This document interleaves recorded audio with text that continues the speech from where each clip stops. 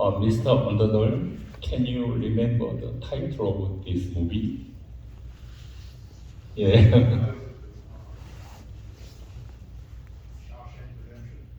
Yes, sir. 예, 쇼생크 리뎀션, 쇼생크 탈출이 되겠습니다. 교도소장이 이제 이게 심판이 오리라. 당신들 죄수들 이 교도소에 있는데 심판받아서 여기 온 거야 했는데 결국에는 교도소장도 심판을 받게 됩니다. 우리는 누구나 다 심판을 받게 됩니다. 우리 일상생활도 마찬가지입니다. 내가 막 졸린데요.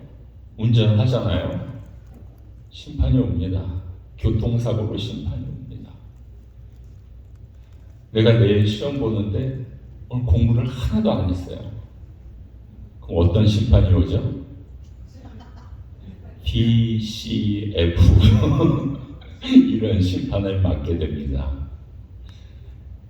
우리가 모든 일에 대해서 하지 않으면 심판이 다가오게 됩니다. 여러분, 이스라엘이 북이스라엘과 남유다로 나눠졌습니다. 그럼 이 나라를 왕들은 잘 정치를 해야 되겠죠. 하나님을 사랑하고 백성들을 사랑하면서 나라를 잘 이끌어가야 됩니다. 그런데요, 북이스라엘에 19명의 왕이 있었는데요. 모두 다 악하였습니다. 이게 말이나 됩니까? 그래도 선한 왕이 좀 있어야 될 텐데 100% 다 악했습니다. 그러니까 선한 왕이라는 것은요, 하나님께 예배 잘 드리고 백성들한테 사랑을 베풀면서 굶는 사람 없는가, 아픈 사람 없는가, 이거 돌봐야 되는 거죠. 왕으로서요. 19명의 왕이 다 악했다가 북이스라엘이 멸망합니다. 북이스라엘을 다른 말로 사마리아 또는 에브라임 이렇게 부르고 있습니다. 남유다는요, 모두 20명의 왕이 있었는데요. 그 중에 8명은 그래도 착했고 12명은 악했습니다. 그래서 북이스라엘보다 나중에 멸망하죠. 다 심판을 받게 되는 겁니다. 어쩔 수가 없습니다. 하나님께서 북이스라엘에 엘리야라는 선지자를 보내죠. 엄청나게 위대한 선지자입니다. 변화산에서 예수님께서 모세를 만나시고 엘리야를 만나지 않습니까? 그만큼 엘리야가 큰 선지자인데 북이스라엘에게 기회를 주는 거죠. 엘리야를 통해서 기회를 줍니다. 빨리 그 길에서 돌이키라는 거죠. 그래서 엘리야가 아합 이세벨 그 왕비한테 갑니다. 그런데도 계속 바알 아세라 우상을 섬기죠. 또 한 번의 기회를 줍니다. 엘리사를 보내죠. 엘리사가 아하시아 왕에게 갑니다. 근데 아하시아 왕이요, 어떤 얘기를 하냐면요, 파리 왕한테 가서 자기의 병이 고쳐질 건지 안 고쳐질 건지 이것을 물어봅니다. 여러분, 파리가 어떻게 반응되겠습니까? 파리채를 잡는 게 이제 파리인데, 이만큼 왕들이요, 선한 왕이 없었다는 겁니다. 하나님께서 이렇게 큰 선지자 엘리야 엘리사를 북이스라엘에 보낸 것은 이스라엘에게 기회를 주시고 사랑을 표현한 것이라고 할 수 있습니다. 엘리야가 그 소명을 다하고 엘리사에게 그 외투를 벗어 줍니다. 그리고 엘리야는 불병거를 타고 하늘로 승천합니다. 그래서 엘리야가 열심히 북이스라엘에 하나님의 사랑을 선포하죠. 그런데도 되지 않는 겁니다. 이스라엘 왕들이 귀를 열고 듣지 않습니다. 여러분, 한 가정의 가장이 잘못하면 가족이 힘든 거 아니겠습니까? 한 마을에 시장이 제대로 못하면 그 마을이 어려워지지 않겠습니까? 한 나라의 왕이 엉뚱한 길로 가면 그 나라와 국민들은 계속 고생만 하는 겁니다. 결국 북이스라엘에게 심판이 닥쳤습니다. 심판은 옵니다. 언젠가는 옵니다. 북이스라엘의 19번째 왕이 호세아입니다. 마지막 왕이 됐습니다. 호세아가 사마리아의 왕이 돼서 9년 다스리고 그때까지 하나님 앞에 악한 일을 저질렀습니다. 9년밖에 못했어요. 왕이 돼서 9년. 그리고 나라가 문을 닫은 겁니다. 이때 아수르가 북쪽에서 공격을 했는데 호세아 왕이 하나님께 가서 간구하는 것이 아니라 애굽에 가서 도와달라고 호소를 한 겁니다. 애굽이 뭐 도와주나요? 그 결과 사마리아는 멸망하고 북이스라엘에 있는 백성들은 멀리 끌려가게 됩니다. 아니, 한 나라를 세웠는데 그때 여로보암이 솔로몬으로부터 독립해서 나라를 세웠는데 나라가 문을 닫은 겁니다.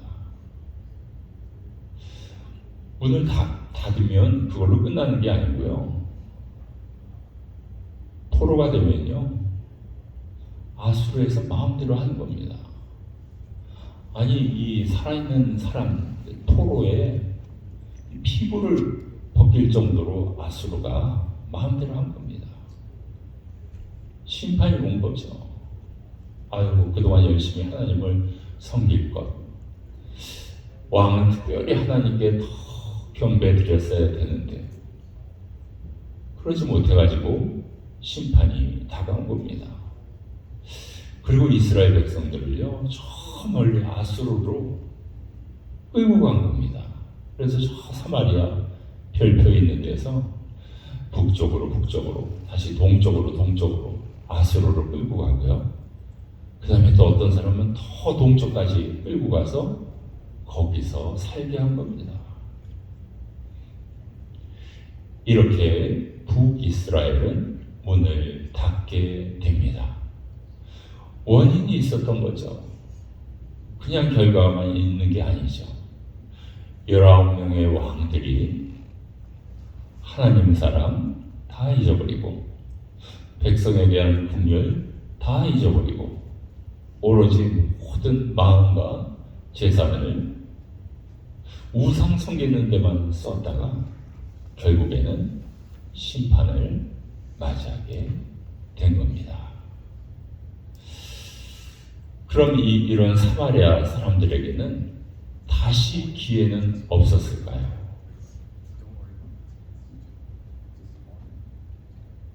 예수님의 제자 가운데 야고보와 요한이 예수님을 따라다녔죠. 그러다가 사마리아 땅에 온 적이 있습니다. 이때 이 2명의 제자가 이렇게 외칩니다. 예수님, 하늘에서 불을 내려서 이 사마리아 사람들을 멸할까요? 그러니까 유대 사람들은요, 자기들도 죄인이면서 사마리아 사람들을 더 큰 죄인으로 생각하고 있었던 겁니다. 예전에 엘리야가 갈멜산에서 불을 내린 적이 있지 않습니까? 그걸 기억하고 이 사마리아 사람들을 다시 한번 불을 내려서 멸할까요? 이때 예수님께서 돌아서서 그들을 책망하시게 됩니다. 사마리아 사람들에게 다시 한번 기회를 주겠다는 거죠. 예수님께서요. 예수님께서 사마리아 지경으로 가셔서 야곱의 우물에 잠시 머물렀습니다. 이때 사마리아 여인이 낮에 물을 들어왔습니다. 이때 예수님께서 사마리아 여인에게 나에게도 좀 물을 달라 하니까 사마리아 여인이 깜짝 놀라서 예수님께 이렇게 얘기합니다. 당신은 유대인이고 나는 사마리아 사람인데 어떻게 당신께서 나에게 물을 달라고 요청하시나이까? 유대 사람들은 사마리아 사람들과 대화도 하지 않고 만나지도 않습니다. 이렇게 얘기를 합니다. 그러니까 사마리아 사람들에게는 마음 가운데 아픔이 있습니다. 마음 가운데 고난이 있습니다. 마음 가운데 고통이 있습니다. 19명의 왕들이 좀 잘 좀 하지 제대로 못해서 우리가 멀리 끌려갔다가 결국 저 남유다 사람들이 우리까지 비난하고 있구나 하는 마음의 아픔이 있었습니다. 근데요, 예수님께서 사마리아 사람들을 어떻게 치유하여 주셨습니까? 사도행전 1장 8절에 예수님께서 승천하시기 전에 사마리아를 언급합니다. 성령이 오면 너희가 권능을 받고 예루살렘과 온 유대와 사마리아를 언급을 해요. 땅끝까지 이르러 내 증인이 되리라 하시니라. 여러분, 이때 사마리아 사람들의 마음은 얼마나 많이 치유가 됐겠습니까? 아니, 유대 남자가 유대 사람이 사마리아 사람하고는 상종도 하지 않는데 마지막 이 지상에서 외친 말씀 가운데 짧은 말씀인데 거기에 사마리아가 들어있는 겁니다. 여러분, 이제 누가 미국에 대해서 얘기할 때 참 미국은 뉴욕, LA 그리고 엘파소까지 중요합니다. 이러면은 여러분들의 그 마음이 좀 치유되지 않겠습니까? 맨날 엘파소는 빠뜨리고 그랬는데 엘파소를 언급해주면 얼마나 마음이 기쁘고 회복이 되고 치유가 되겠습니까? 예수님이 사마리아를 여기서 언급을 해줘요. 이거 엄청난 일입니다. 예루살렘과 온 유대와 땅끝까지 이르러 복음을 전하라. 이렇게 해도 사마리아가 그 안에 포함이 되는데 네 지역 가운데 한 지역 사마리아를 언급해 줍니다. 이제는요, 과거는 다 지나간 겁니다. 예수님이 이 땅에 오신 것은 치유와 회복입니다. 사마리아 사람들이 가장 많은 마음에 고통이 있었습니다. 그러나 예수님께서 말씀으로 치유해 주셨습니다. 예수님이 요한복음 2장에서 첫 번째 기적, 가나의 결혼잔치에서 물을 포도주로 변하게 하여 주셨습니다. 사마리아 사람도 예수님을 만나면 포도주가 되는 것입니다. 유대 사람도 예수님을 만나면 포도주가 될 수 있습니다. 우리 한국 사람, 미국 사람도 예수님을 만나면 포도주가 될 줄로 믿습니다. 그리고 사도 바울은요, 똑같은 표현인데 이렇게 말씀하고 있습니다. 누구든지 그리스도 안에 있으면 그는 새로운 피조물이라. 예수님을 통해서 포도주가 되고 새로운 피조물이 된다는 것입니다. 오늘 말씀을 통해 몇 가지 교훈을 얻을 수가 있습니다. 예수님의 심판은 언제 올지 모릅니다. 곧 옵니다. 그러나 우리는 마라나타, 이 뜻은요, 주 예수여 어서 오시옵소서. 예수님, 저 신앙생활 하고 있습니다. 기도생활 하고 있습니다. 찬양생활 하고 있습니다. 예수님 언제 와도 좋습니다. 제가 만약에 신앙생활을 하고 있지 않다면 빨리 오면 안 되잖아요. 빨리 오면 안 되잖아요. 근데 내가 신앙생활을 하고 있으니까 예수님 언제든지 오세요.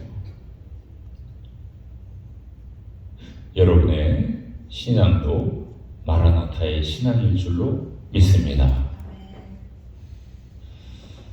또 왕은요, 가장 높은 지도자는요, 항상 영적으로 깨어 있어야 됩니다. 왕이 먼저 깨어 있어야 됩니다. 그래야 그 나라를 살리고 그 나라 국민들을 살릴 수가 있습니다. 영적으로 깨어 있지 못한다면 심판을 받게 됩니다. 여기 계신 분들 다 가정에서 영적인 왕 아니겠습니까? 영적으로 깨어 있어서 가족들 위해서 기도하시고 자녀들 위해서 또 기도하시고 그렇게 해서 가정을 살리시고 또 자녀 한 분 한 분을 다 살리시는 우리 성도님들이 다 되시기를 축원합니다. 또 우리의 어둠은요, 말씀으로 치유받을 수가 있습니다. 과거에 어두웠던 사람, 모든 사람이 어두웠던 부분이 있습니다. 그렇죠? 그 어두웠던 필름을 좀 자르고 싶은데 하는 사람들은 누구나 다 있습니다. 그러나 예수님의 말씀으로 그 어두움을 치유할 수가 있습니다.